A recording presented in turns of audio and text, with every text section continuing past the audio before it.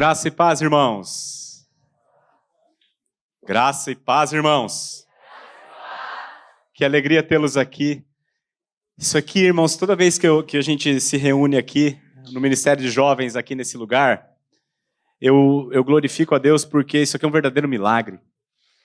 Num mundo como nós temos hoje, pervertido como está, perdido como está, a gente vê uma quantidade desse tamanho de jovens reunidos num sábado à noite para ouvir a palavra. Meus irmãos, não tem outra explicação a não ser milagre. Louvado seja Deus por este milagre. Louvado seja Deus pela vida de cada um, porque foi Ele mesmo que trouxe cada um até aqui. E nós vamos, pela graça dEle, dar continuidade à exposição do livro de Lucas. O texto que me caiu por sorte é o Evangelho de Lucas, capítulo 11, verso 24 a 28.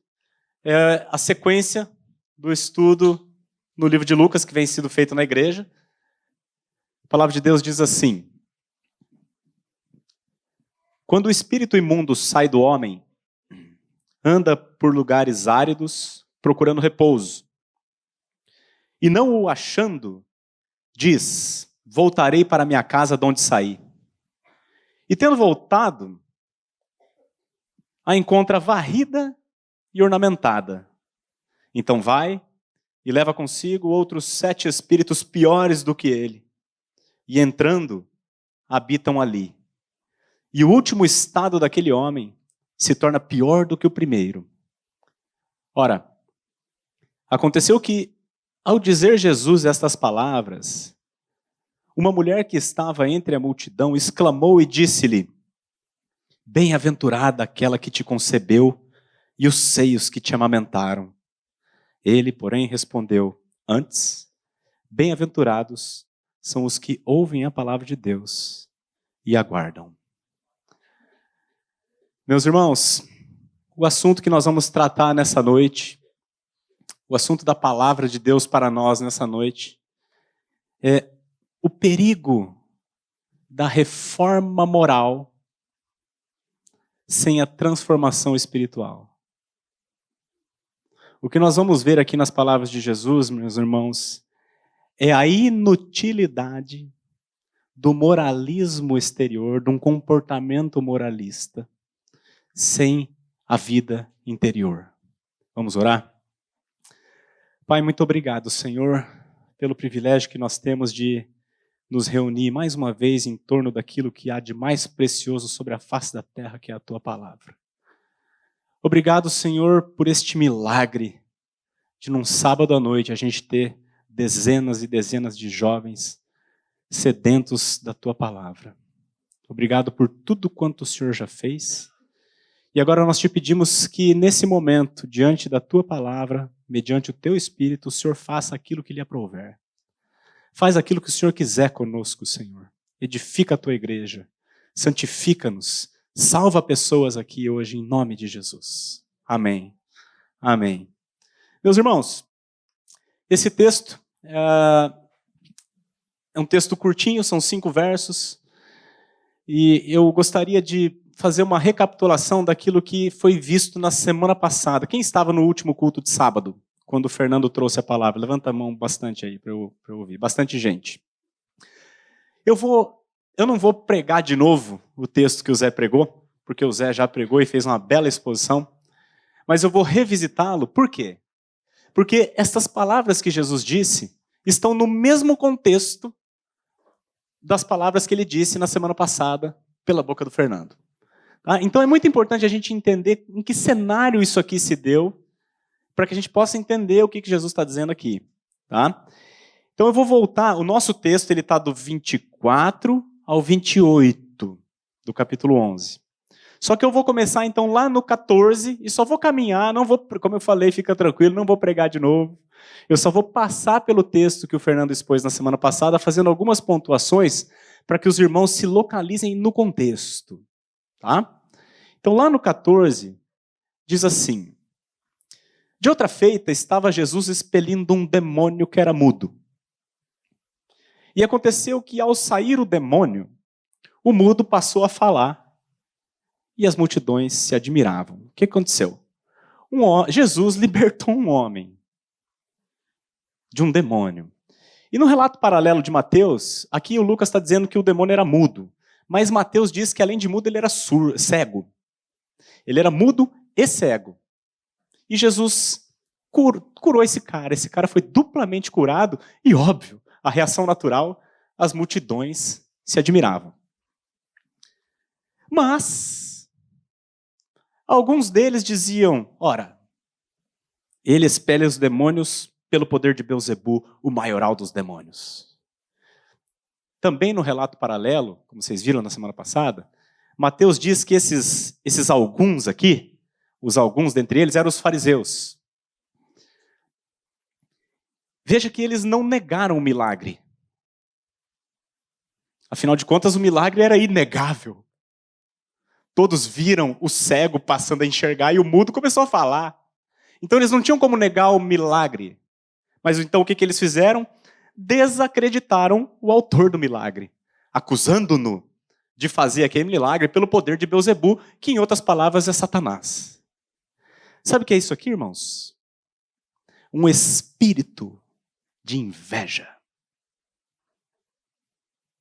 Os fariseus tinham um espírito de inveja de Jesus. Como é que ele espelha o cara com uma simples palavra e a gente se mata aqui para exorcizar e não sai o demônio e tal? Então, com inveja de Jesus, eles o acusam por causa de um espírito de inveja. Então, enquanto os fariseus acusavam Jesus, o texto segue dizendo que outros, tentando-o, pediam dele um sinal do céu. Meus irmãos, que absurdo.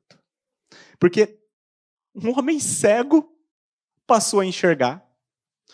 Ele era mudo, passou a falar. Ou seja, um baita de um sinal, um milagre extraordinário. E o que o povo está pedindo aqui?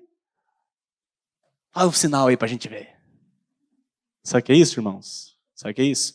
Um espírito de incredulidade. Um espírito de ceticismo. E aí o 17, sabendo ele o que se lhes passava pelo Espírito, veja, a sede, meus irmãos, a sede de todo problema, o Espírito. Sabendo ele o que se lhes passava pelo Espírito, disse-lhes, todo reino dividido contra si mesmo ficará deserto, e casa sobre casa cairá. Então Jesus, o que ele começa a fazer aqui? Ele começa a usar um negócio chamado dialética. Dialética é lógica. Ele usa aqui, irmãos, ele não usa nenhum poder divino. Ele usa apenas a inteligência. Ele usa apenas o bom senso, como o senso comum, como o nosso irmão Fernando falou na semana passada. Ele argumenta usando a lógica. Ele está dizendo o seguinte, caras, reino dividido contra ele mesmo, ou seja, uma guerra civil, implode um reino. E aí Jesus até aqui ele dá uma indireta naquele povo, porque Israel, que outrora tinha sido um reino unido, se dividiu. Reino do norte, reino do sul, e que fim levou? Uma tragédia em cima de tragédia. Então Jesus aqui já dá até uma... vocês são um exemplo vivo de que reino dividido contra si mesmo ficará deserto. E ele prossegue dizendo assim, se também Satanás estiver dividido contra si mesmo, como subsistirá o seu reino? Isto, porque dizeis que eu expulso os demônios por Belzebu. Em outras palavras, irmãos, Jesus está, como eu falei, ele está usando da lógica, que ele não está usando nenhum poder divino. Ele está usando a lógica humana para fazer aquelas pessoas entenderem a asneira que ele estava falando. É como se ele dissesse assim, vocês se dão conta do que vocês estão dizendo? Esse homem estava sob o domínio de Satanás, caminhando para a perdição, segundo o desejo de Satanás. Eu vim, libertei este homem do domínio de Satanás. Ele não está mais nas mãos de Satanás. Ele não pertence mais a Satanás. E vocês estão dizendo que foi Satanás que me mandou fazer isso? Jesus, irmãos, ele tem uma classe para humilhar os seus adversários de maneira inteligente. Se fosse nós, a gente falava assim, ô seus animal, Vocês não percebem que são burros? A gente falaria assim, né? Jesus não. Jesus, ele apenas traz a verdade e humilha aquelas pessoas usando apenas a lógica. O que vocês falarem é insensato. Não faz o menor sentido. Vocês não percebem o tamanho da asneira que vocês estão dizendo? E aí Jesus prossegue dizendo: e se eu expulso os demônios por Beelzebu, por quem expulsam os vossos filhos? Por isso, eles mesmos serão os vossos juízes. Vossos juízes. Se, porém, aí aqui ele traz a verdade. Aqui ele declara com que poder ele faz. Se, porém, eu expulso os demônios pelo dedo de Deus, ou seja, pelo poder de Deus, pelo Espírito de Deus, certamente é chegado o reino de Deus sobre vós. Então aqui Jesus declara, não é por Beelzebu, não é por Satanás, é pelo dedo de Deus. É pelo poder de Deus, porque é chegado o reino de Deus. Aqui está o representante do reino de Deus. Esse é o que ele diz. E ele segue contando uma parábola. Conta uma parábola que diz assim: quando o valente, bem armado, guarda a sua própria casa, ficam em segurança todos os seus bens. Queridos, o valente bem armado aqui, para quem não estava na semana passada, é Satanás. E a sua própria casa é o seu império. O império das trevas. E os seus bens são todos os homens e as pessoas que ele possui.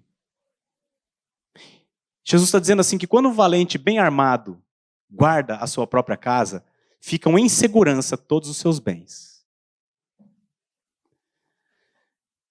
Meus irmãos, por esforço próprio, nenhum ser humano consegue ser liberto das mãos de Satanás.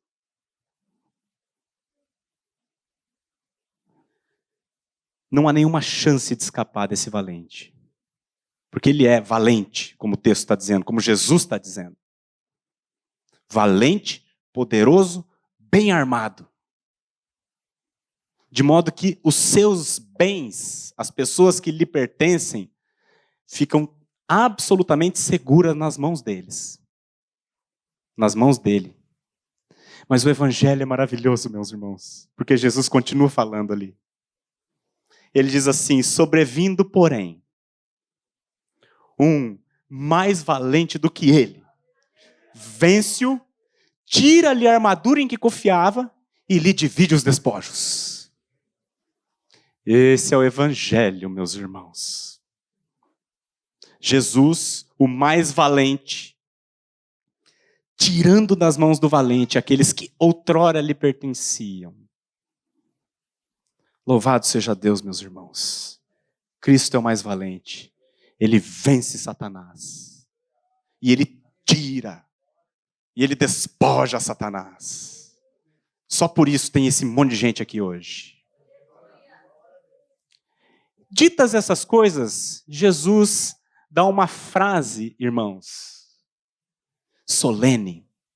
Ele diz assim: quem não é por mim, é contra mim. E quem comigo não ajunta, espalha. Ou seja, nessa guerra espiritual do valente bem armado contra o mais valente, nessa guerra não existe neutralidade. Não existe em cima do muro. Ou está com Jesus, ou está contra. Ou ajunta com ele, ou espalha. Não tem neutro. Não tem meio termo. É um ou outro. É quente ou frio. Então, esse é o contexto em que nós estamos. E aqui nós vamos chegar no nosso texto. Então, a suma do contexto, irmãos. Os fariseus acusam Jesus de ser aliado de Satanás, de ser um funcionário de Satanás. Essa é a acusação deles. Jesus demonstra, com nenhum poder divino, mas apenas usando a lógica, ele demonstra que ele, Jesus e Satanás não eram aliados, muito pelo contrário, eram inimigos. E ele afirma, categoricamente, que todas as pessoas estão ou do lado dele, ou do lado de Beelzebu. Não há neutralidade. E nesse contexto, irmãos, Jesus vai demonstrar agora, no nosso texto, vai demonstrar que aqueles fariseus estavam do lado de Satanás. E ele vai ensinar aqueles fariseus que eles, enganados ou auto-enganados pelo seu próprio moralismo, enganados pela sua bondade, enganados pela sua moralidade, eles estavam sob o domínio de Satanás contra Jesus. É isso que o texto vai mostrar. E ele conta então uma outra parábola. A parábola do espírito imundo, que começa assim. Quando o espírito imundo sai do homem, anda por lugares áridos, procurando repouso. E não achando, diz, voltarei para minha casa de onde saí. Irmãos, aqui a primeira coisa que a gente precisa entender, notar. Ele está dizendo assim, quando o espírito imundo sai do homem. Lá no 14, quando a gente começou o nosso texto, o espírito tinha sido expulso. Jesus o expulsara. Depois, quando Jesus contou a parábola do mais valente, ele também vence o valente, bem armado. Lembram? Mas aqui, irmãos, o espírito sai voluntariamente. Igual você está na sua casa, vou sair dar um rolê. É assim. Então aqui ele não foi expulso, esse demônio, ele saiu voluntariamente. Tá? Isso é importante a gente notar. E ele diz que esse espírito saindo, ele anda por lugares áridos, procurando repouso. É claro que aqui Jesus está usando uma metáfora, porque espírito não mora no deserto. Espírito, gente, eles fazem o seu trabalho na terra por meio de pessoas. Os espíritos imundos vivem não no deserto, irmãos. Eles vivem em pessoas. E não ter uma pessoa para trabalhar, por exemplo, ele saiu da casa dele, está lá, e não achar ninguém para onde ele possa operar a máquina ali, digamos assim, é como se fosse uma esterilidade para ele. Então o que ele diz? Não achando ninguém, ele diz, voltarei para minha casa. Olha como é que ele chama o homem. Minha casa. Minha. Olha a audácia. Perceba, irmãos, ele não apenas havia influenciado esse homem, ele havia morado nele. Ele chama minha casa. Que audácia. Ele não criou nenhum homem. Ele não tem nenhum direito, mas por conta do pecado, ele toma posse da criação de Deus. Eu assisti com os meus filhos essa semana, antes de ontem, um episódio do The Chosen, que tinha um endemoniado. E foi até difícil deles dormirem de noite. Porque a gente assistiu à noite, e aí o demônio vira, né?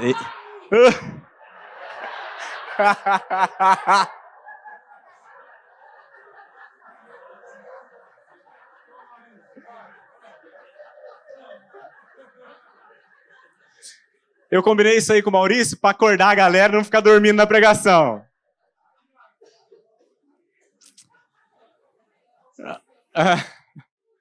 Obrigado, viu, Jaque? Irmãos, quando a gente fala de possessão demoníaca, principalmente nós que somos de um meio reformado, tradicional, quando a gente fala de possessão demoníaca, aquilo que vem na nossa cabeça é aquele cara mudando a voz, virando a cabeça para trás, a menininha andando assim, né? Sabe? Gruda na parede.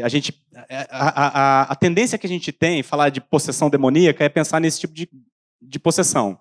Que de fato existe, irmãos. Eu creio que eu nunca vi, nem quero ver, mas existe, porque na Bíblia tem né? Muitos tipos de possessão. Porém, irmãos, o que nós precisamos saber? Não entenda a possessão demoníaca só dessa maneira. O cara mudando a voz, e a menina falando com voz de homem, enfim. Existe um outro tipo, irmãos, de possessão. Existe aquele bom cidadão, em sã consciência, bem vestido, que é totalmente possuído por Satanás. E eu vou mostrar isso para vocês. Efésios 2, 1 e 2 diz assim: Ele vos deu vida, ele está falando com a igreja, com os caras que tinham nascido de novo.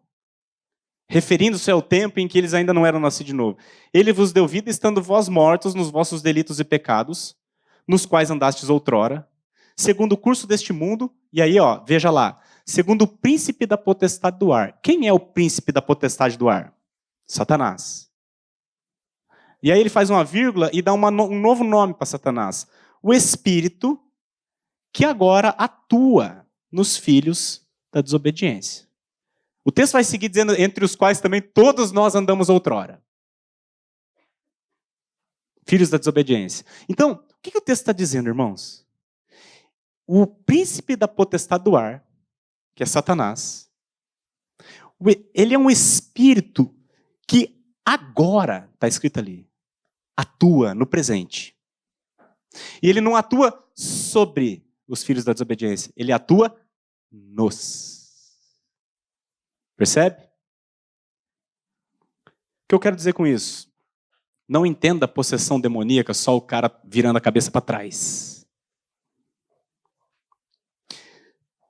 O coração humano não regenerado é o palácio de Satanás. O espírito do homem em estado de pecado é a casa do príncipe da potestade do ar. A Bíblia está dizendo. Não sou eu. E aí Jesus prossegue a parábola dizendo assim, então o demônio foi, procurou em lugares áridos, não achou ninguém, ele volta. Ele falou, vou voltar para minha casa, né? De onde eu saí. E tendo voltado, ele a encontra varrida e ornamentada. Quando a gente varre, o que a gente faz? Tira a sujeira. Sério? Certo? Você varre, a sujeira vai lá para fora. E ornamentar, o que é ornamentar? Decorar, botar um quadro, botar uma cortina. Ó, essa aqui é a cortina nova. Essa sala aqui foi ornamentada. O teto ficou bonito. Não é? Flores, passar um perfuminho, você ornamenta a casa. Então, esse demônio, ele sai, e quando ele volta, a casa foi varrida e ornamentada. Sabe o que isso aqui quer dizer, irmãos? A sujeira foi varrida para fora, alguns pecados daquele homem pararam de ser cometidos. E ele adicionou ornamentos à sua vida. Algumas virtudes. Exemplo, o cara parou de ir na balada, parou de beber, parou de fumar, parou de jogar truco. Agora ele vai na igreja, ora, dá o dízimo. A casa foi varrida de pecados e ornamentada. Ele trocou alguns defeitos, algumas imoralidades, por virtudes morais. É isso que Jesus está ensinando aqui. Ué, mas isso não é bom? Não é bom o cara trocar um vício por uma virtude? Claro que é bom. Do ponto de vista terreno. Do ponto de vista terreno, meus irmãos, sempre trocar um vício ou uma imoralidade por uma virtude sempre será bom. Sempre vai ser bom o cara parar de fumar, por exemplo. Vai ser bom para a saúde dele. Sempre vai ser bom o cara parar de beber. Vai ser bom para a família dele, para a sua saúde. Sempre vai ser bom um cara parar de roubar e começar a ser honesto. Vai ser bom para a sociedade. Sempre vai ser bom do ponto de vista terreno. Mas, queridos, do ponto de vista espiritual, nem sempre é bom. E eu vou explicar por quê. A mudança na moralidade, queridos, ela tem duas fontes. A mudança no comportamento de uma pessoa, ela só tem duas fontes. Ela pode ser um fruto do Espírito e ela pode ser uma obra da carne. Fruto do Espírito é algo que acontece, irmãos, em todo aquele que é regenerado. Todo aquele que nasce de novo, aquele que creu no Evangelho, que foi salvo pelo Senhor, este alguém recebeu, a Bíblia diz, um novo coração. Ele se tornou participante ou coparticipante da natureza divina. Algo maravilhoso aconteceu na vida dele, que ele foi transformado na sua essência. E com uma nova natureza, um novo coração, ele passa agora a produzir frutos da sua nova natureza. Então, quando a mudança de moralidade tem esta causa, o novo nascimento, sempre é uma bênção, irmãos. Porque é uma mudança natural de dentro para fora. Porém, muitas vezes, essa mudança de comportamento, ela é apenas e tão somente uma obra da carne. O cara com seu esforço, ele para. E ele agora adere outros hábitos. E isso, queridos, como eu falei, do ponto de vista terreno, sempre é bom. Mas do ponto de vista espiritual, isso é um perigo. Se o cara mudou de hábito, não por causa da regeneração, mas por causa de um esforço humano, isso é um perigo, sabe por quê? Porque isso promove o auto-engano, promove uma falsa sensação de segurança, promove uma sensação de justiça própria, uma falsa sensação de paz. Você já conversou com um ímpio que é bom cidadão? O cara está caminhando a 200 por hora para o inferno, você fala com ele, ele está seguro, está tranquilo. Por isso que Jesus diz, inclusive, que as prostitutas antecedem os fariseus no reino dos céus. Porque essa moralidade produzida pelo meu eu, ela me dá essa segurança em mim mesmo. E aí, no caso então, irmãos, desse homem da parábola, a mudança da moralidade dele é maléfica. Era um problema para ele. E a gente descobre isso olhando o relato paralelo de Mateus, que ele acrescenta uma palavra a mais, irmãos. Em Lucas ele diz que o demônio, tendo voltado, encontra a casa varrida e ornamentada. Mas olha o que o Mateus coloca a mais ali. Ele encontra a casa vazia. Olha essa informação aqui, irmãos. Ela estava varrida, estava ornamentada, mas tinha mais uma informação. Ela estava vazia. Ou seja, não tinha ninguém morando lá. O espírito, quando saiu para dar um rolê, ele levou a chave da casa, porque a casa era dele ainda. Ele mesmo falou, voltarei para a minha casa de onde eu saí. Então, o Espírito Santo não estava morando lá. Tudo que ele fez, esse homem, varrer o pecado, ornamentar a casa, tudo obra da carne, porque o Espírito não estava lá. Irmãos, o nosso irmão do século retrasado, Charles Spurgeon, olha a frase dele. Ele diz assim: o diabo não tem nenhuma objeção a que sua casa seja varrida e adornada, pois um moralista pode ser tão verdadeiramente seu escravo quanto aquele homem de hábitos debochados.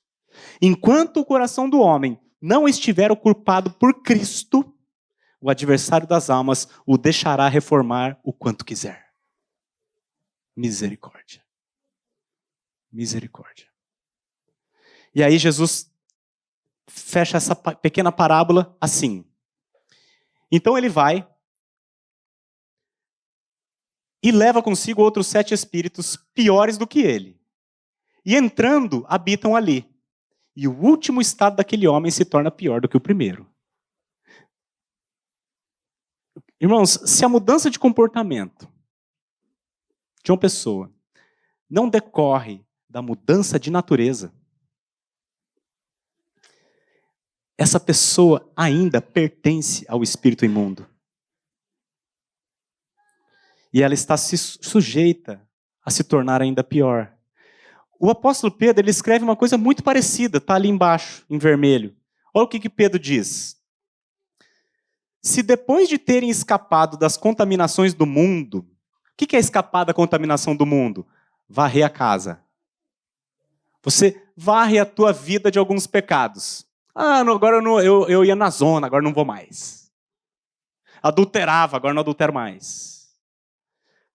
Se depois de terem escapado das contaminações do mundo, mediante o conhecimento do Senhor e Salvador Jesus Cristo, se deixam enredar de novo e são vencidos, ou seja, o demônio vai, depois volta, né? Tornou-se o seu último estado pior que o primeiro. É a mesma coisa que Jesus está dizendo ali na parábola. E Pedro, ele complementa, muito interessante o que ele coloca ali. Com eles, aconteceu o que diz certo adágio verdadeiro. Um adágio é um provérbio, um ditado popular. E ele cita 2 ditados aqui. O cão voltou ao seu próprio vômito. Já viu o cachorro que passa mal, vomita, depois vai lá e lambe? Né? E aí ele diz assim, e a porca lavada voltou a revolver-se no lamaçal. Eu nunca vi alguém lavar uma porca, irmãos. Mas experimenta lavar uma.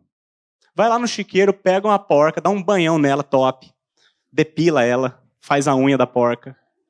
Passa perfume nela. Né?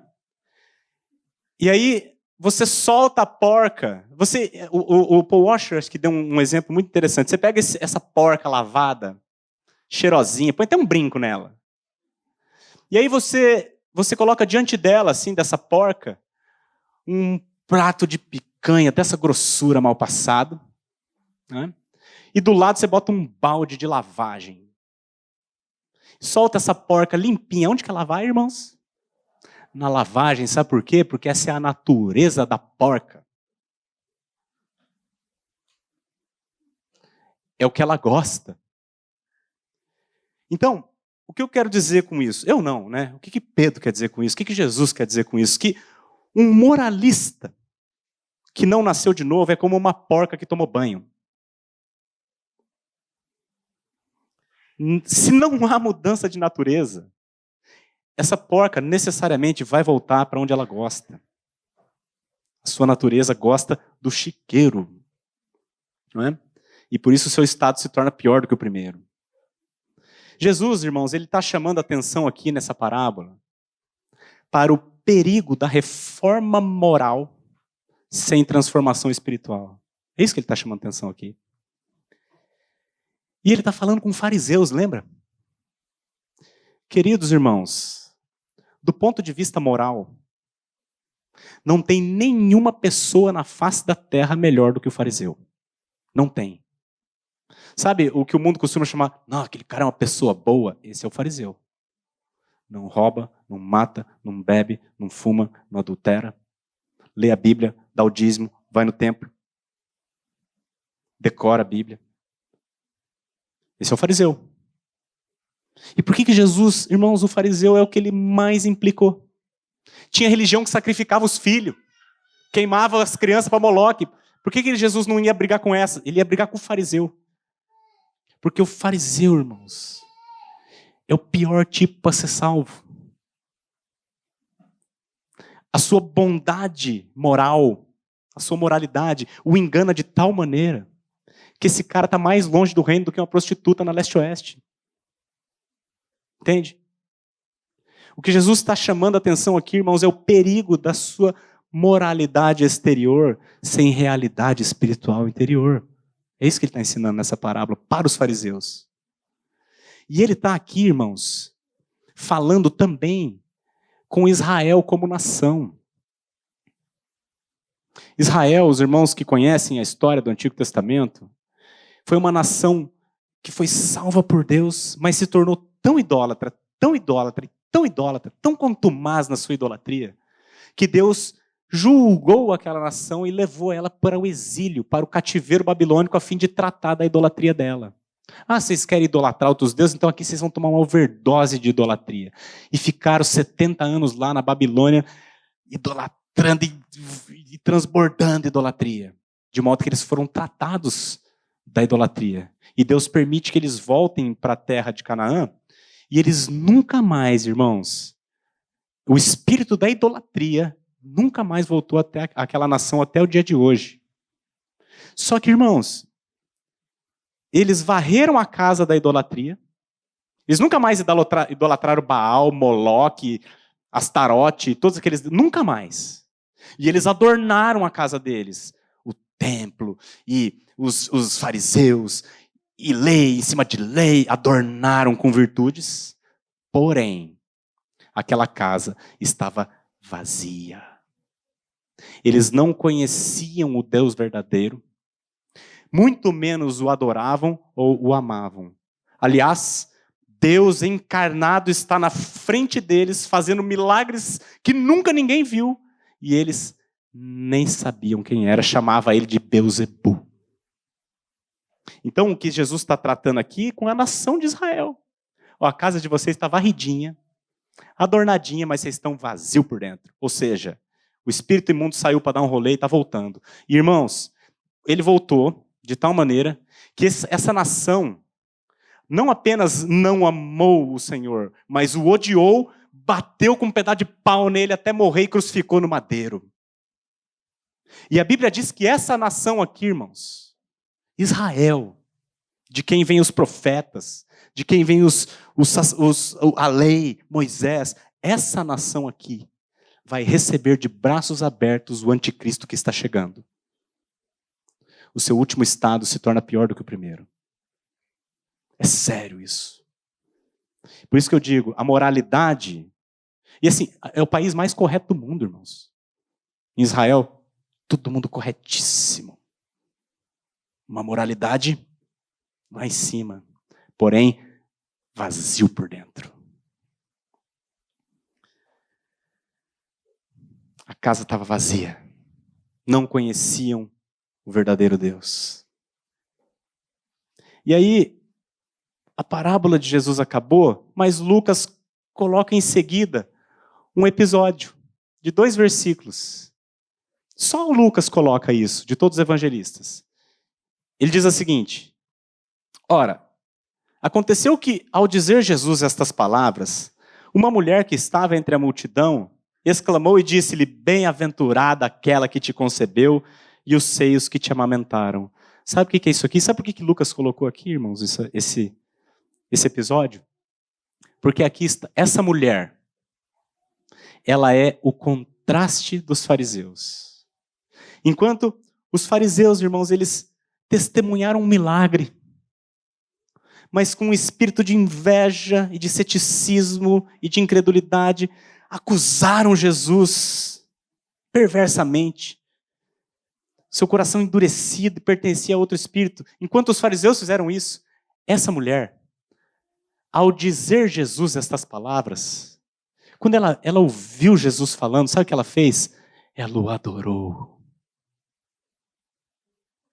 Ela disse: irmãos, bem-aventurada aquela que te concebeu e os seios que te amamentaram.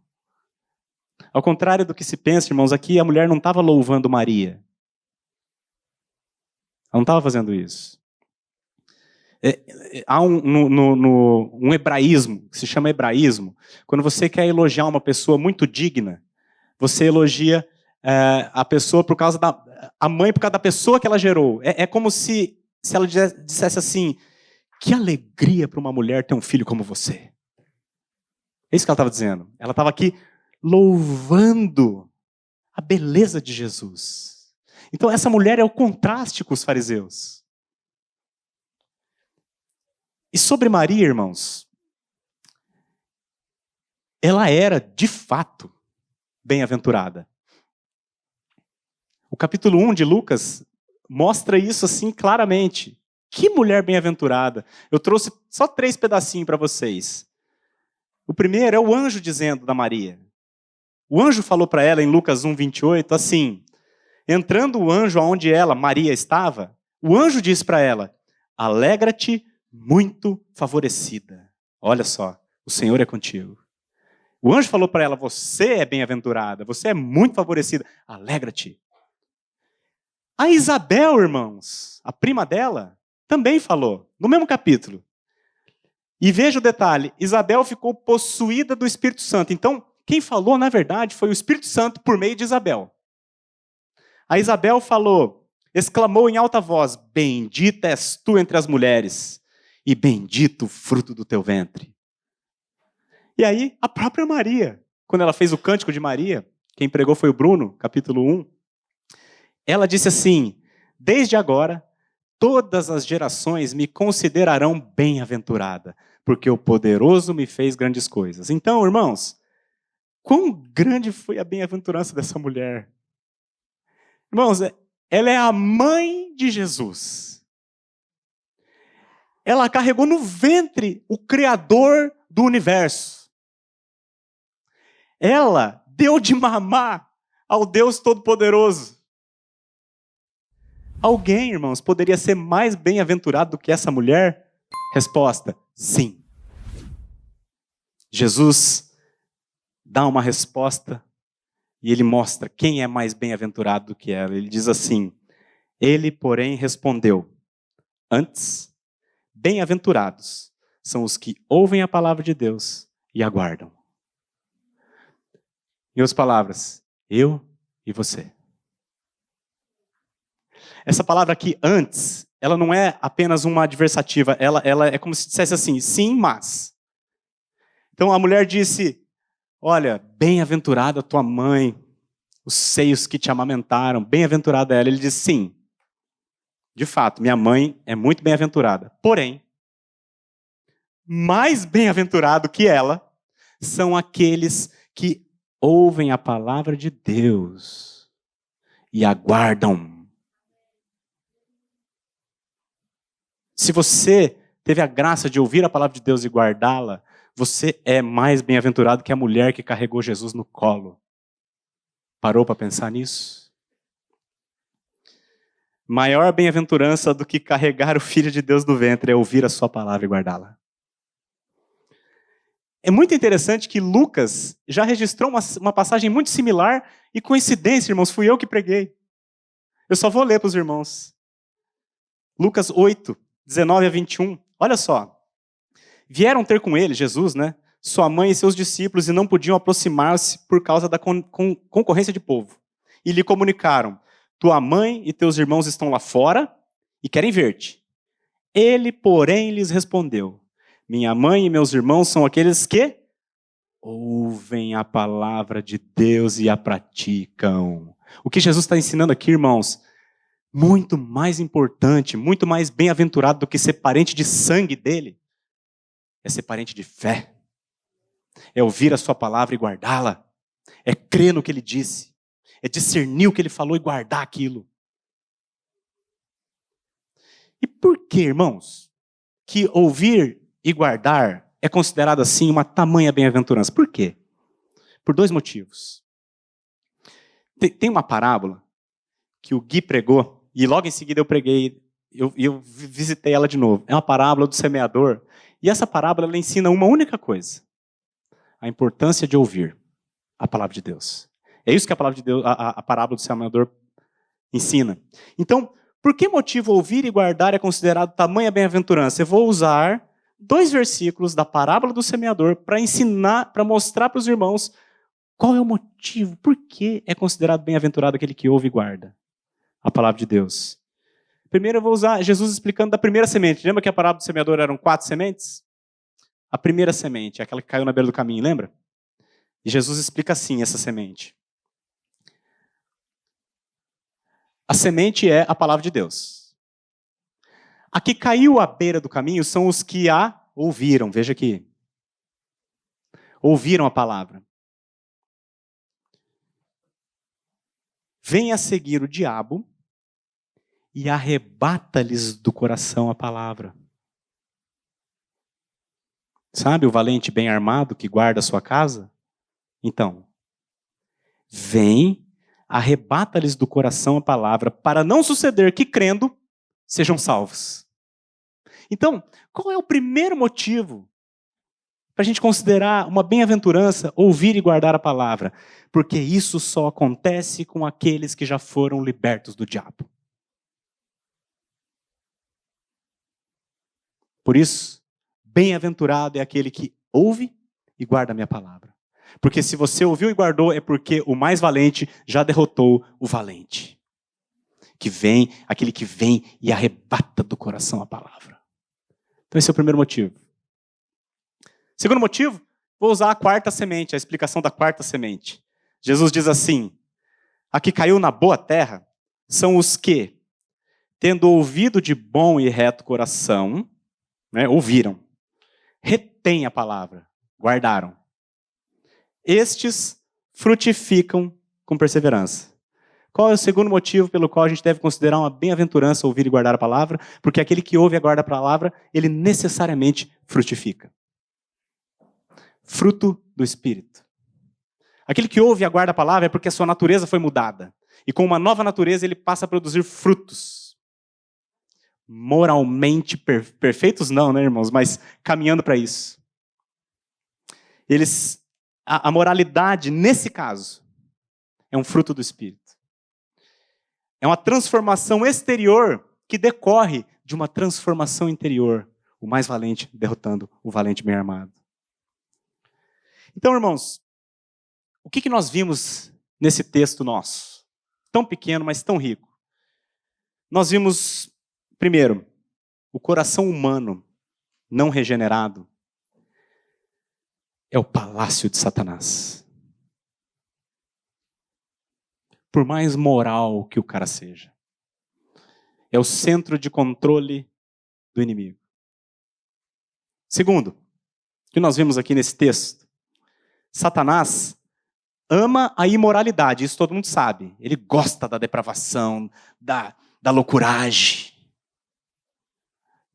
Ele gosta dessas coisas. Porém, meus irmãos, ele também gosta da moralidade. Ele gosta do moralismo. Você acha que ele não gostava daquela retidão dos fariseus? Ou se gostava. Porque essa moralidade externa, sem realidade interior, ela promove no homem o auto-engano, a autoconfiança, a falsa sensação de paz e segurança, a falsa sensação de que ele está ok com Deus porque eu não sou como os demais homens, adúlteros, roubadores, nem ainda como esse publicano. Dou o dízimo, Jesus, 2 vezes por semana. Esse homem, moral como está tão condenado ao inferno, ou até mais, do que o travesti rodando a bolsinha no leste-oeste. E o terceiro ponto, irmãos, que nós vimos aqui, a verdadeira moralidade, a boa moralidade, a boa santidade, é aquela que provém da regeneração. É aquela que é uma consequência do novo nascimento.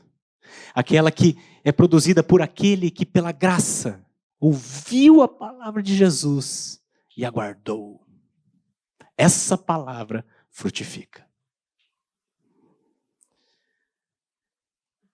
Eu quero concluir, irmãos, dizendo o seguinte.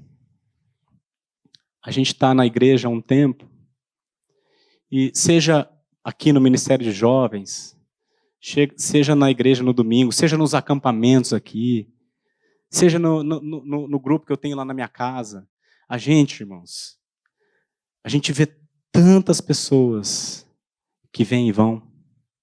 Irmãos, a gente vê muito.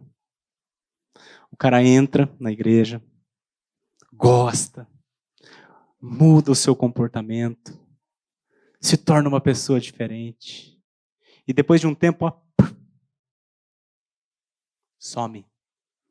Sabe por quê?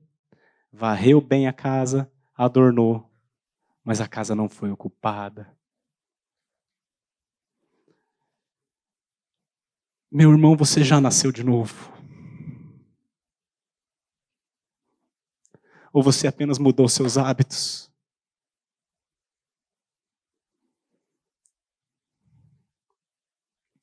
Jesus diz que quem não é por mim é contra mim. Quem comigo não ajunta, espalha. Não há neutralidade no campo espiritual. De que lado você está? Jesus diz, bem-aventurados são os que ouvem a palavra de Deus e aguardam. E a palavra de Deus para todos os homens é, arrependa-se e creia no Evangelho. Amém? Vamos orar? Pai, nós te damos graças, Senhor, pela tua palavra maravilhosa, que é mais cortante do que qualquer espada de 2 gumes, Senhor. Ela penetra e ela nos mostra, Senhor, quem nós somos. Ela mostra os propósitos do nosso coração, as intenções do coração. Nós te agradecemos, Senhor, porque ela é a verdade que liberta.